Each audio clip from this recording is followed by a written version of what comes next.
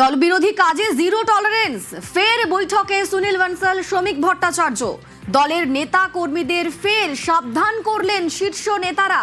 আমাদের সঙ্গে সুস্মিতা রয়েছেন প্রতিনিধি। সুস্মিতা, এই বৈঠক থেকে কি কি বার্তা দেওয়া হলো? দেখো, আজকের বৈঠকে গুরুত্বপূর্ণ দুই ব্যক্তিত্ব, কেন্দ্রীয় নেতা অর্থাৎ বিজেপির এ রাজ্যের কেন্দ্রীয় পর্যবেক্ষক ও সর্বভারতীয় সাধারণ সম্পাদক সুনীল বানসাল। তিনি বলছেন, যারা দলে যোগ দিতে চাইবেন বা আসবেন তাদের নীতি চিন্তাধারা দেখে তবেই যোগদানের কাজ করতে হবে। কাকে নেওয়া হবে বিজেপিতে, কাকে নেওয়া হবে না, এমন কোনো বাধ্যবাধকতা নেই।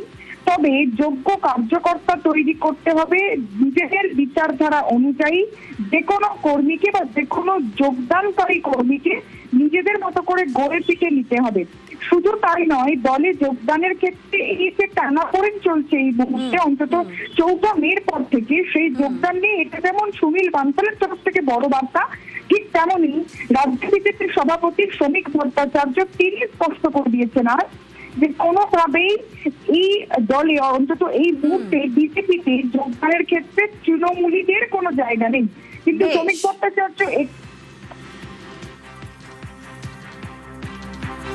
শ্রমিক ভট্টাচার্য একেবারে স্পষ্ট করে দিয়েছেন যে দুর্নীতিগ্রস্ত কাউকে জায়গা দেওয়া হবে না বিজেপির দলে। কি বলছেন শোনাবো। পশ্চিমবঙ্গের মানুষ তৃণমূল সম্পর্কে কি মনে করছেন সেটা আমার মনে হয় দিল্লির নেতাদেরও জানা, যারা ওই এদিক ওদিকে বিরোধী আছেন। তবে আমরা তো রাজনৈতিক দল, হরিনাম সংকীর্তনের দল নয়, পলিটিক্যাল পার্টি, ব্যান্ড পার্টি নয়।